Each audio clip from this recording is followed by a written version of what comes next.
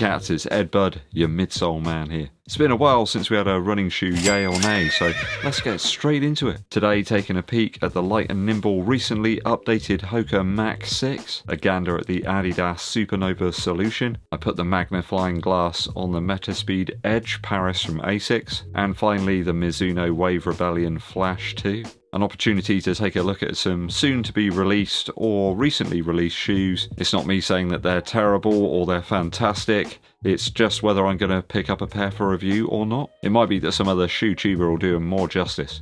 Let's get straight into it.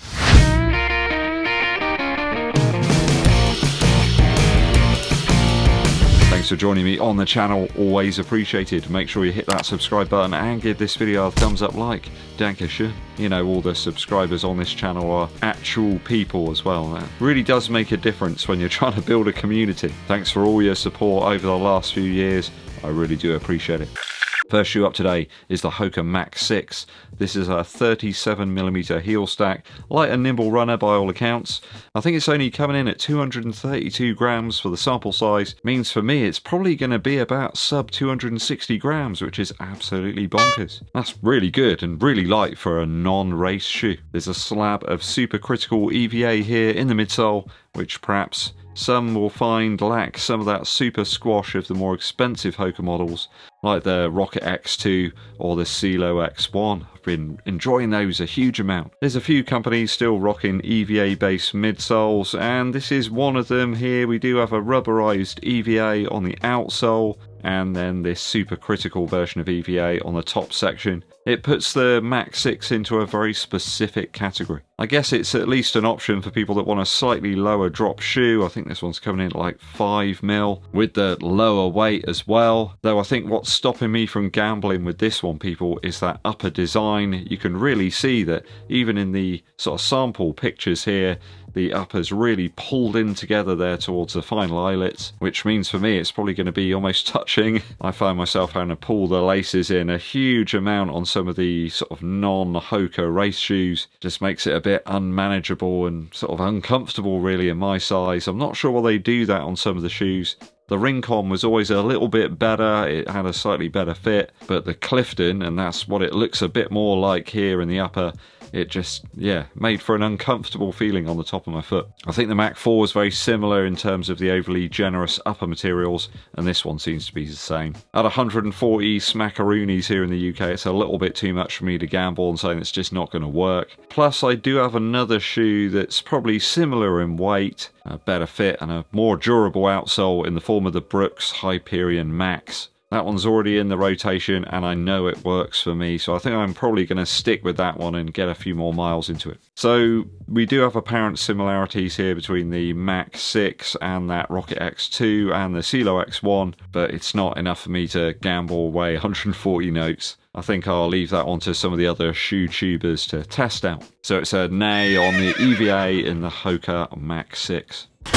We got another shoe now from Adidas. Now, I did pick up like the sister shoe of this, which is the Supernova Rise. I can't actually find it at the moment. It's in here somewhere. Goes to show I just haven't really been using it all that much. Didn't really get bowled over by it at all. The Dreamstrike Plus material in the midsole is a PEBA-based foam, though I did find the shoe's midsole to be somewhat cushioned. The properties rather reduced by the foam support rods that we've got there, quite firm. It's the same here in the Supernova solution. This is like a stability version, but when you look at the two shoes, there's not an awful lot of difference between them at all. It's very, very subtle. I mean, when you've got a midsole sleuth here that, you know, looks at every detail of all these shoes, and I'm really struggling to find the differences. I think the upper's practically the same. You've just got slightly more of that firmer support rod stuff in the bottom section of the shoe. It's a 36mm heel stack in the sample and a 10mm drop. I think this is an attempt from Adidas to get into that daily shoe market, something alongside like the Pegasus or like the Brooks Ghost. maybe like the Puma Velocity 3. But I think this whole rise, solution and stride thing is just a bit confusing for people. You know, if somebody's wandering into Sports Direct or something and want to get a daily running shoe, they're not going to want to spend too much time, you know, considering which one to get between these three, and they all look very similar. You've only got a small puck, I think, of the Dream Strike Plus material in the Supernova Stride. See, even I'm getting confused by all. I think it makes the solution and the stride for me a bit of a nay. I don't really need a stability version of that Supernova Rise. That was stable enough and quite firm underfoot, really. I've not really put many miles at all into the Supernova Rise, so I don't really need another model that's almost exactly the same at this point. The Rise kind of felt a bit like a stability model anyway, so yeah, it's a nay on this one. The viewers keep asking me the same question.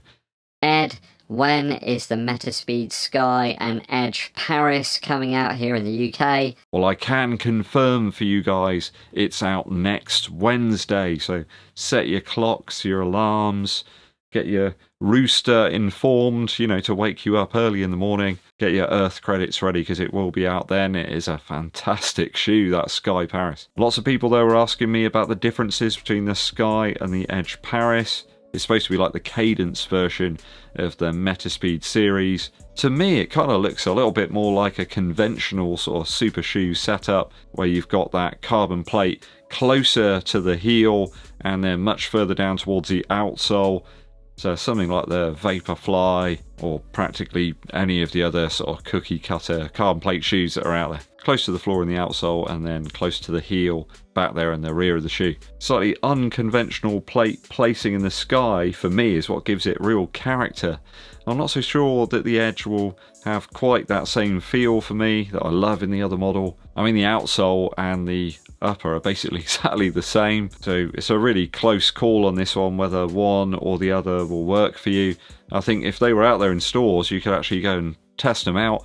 Maybe it'd be a cool thing, I suppose, if ASICS attended a few races and took along some sample pairs of the shoes and let people test them out for themselves. Weight appears to be very close, and of course the price is the same as well. I think it was some type of logistics hold up or something getting some of these pairs into the UK, but it does look as if they will be out, so get ready. So for the time being, it's a potential yay on the ASICS Metaspeed Edge Paris. If I can get my hands on a pair, I would like to see what the differences are.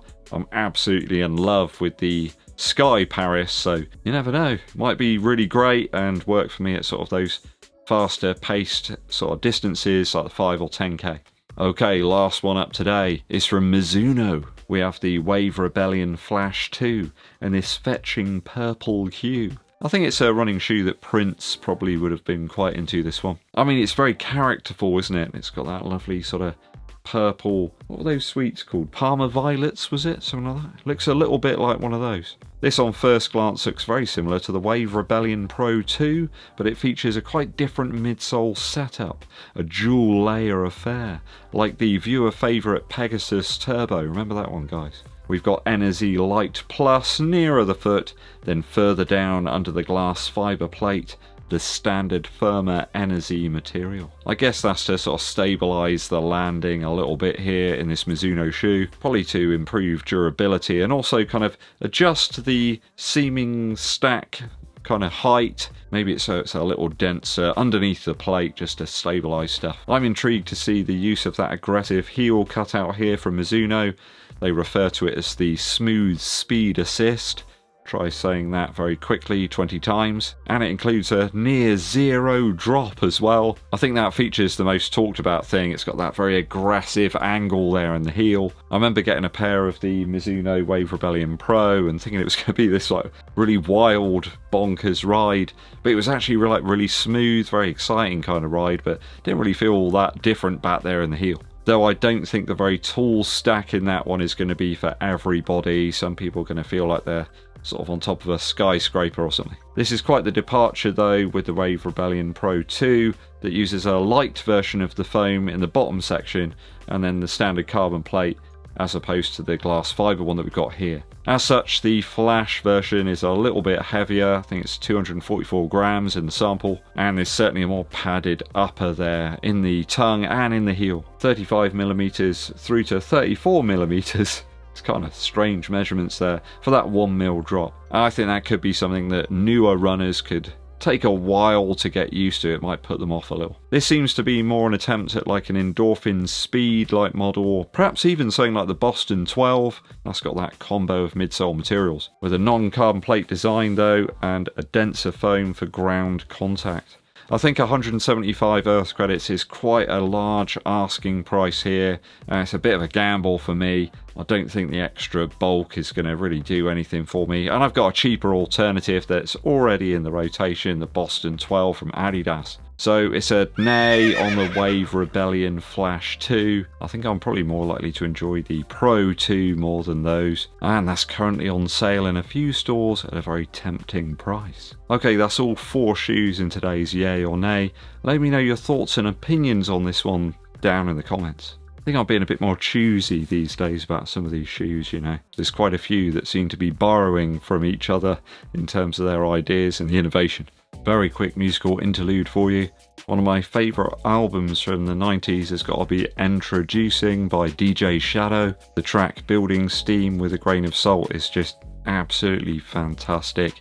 It's just full of atmosphere and kind of mood. Nothing quite like it out there really. This patchwork quilt of different samples and different portions of other tracks and sounds that DJ Shadow's put together here in this one really is something quite out of the ordinary. The way the piano hook just keeps on repeating there, bringing in other elements that just seem like they were always supposed to be together, but were obviously from very different sources. If you've never heard any of DJ Shadow's material, this is a really good place to start.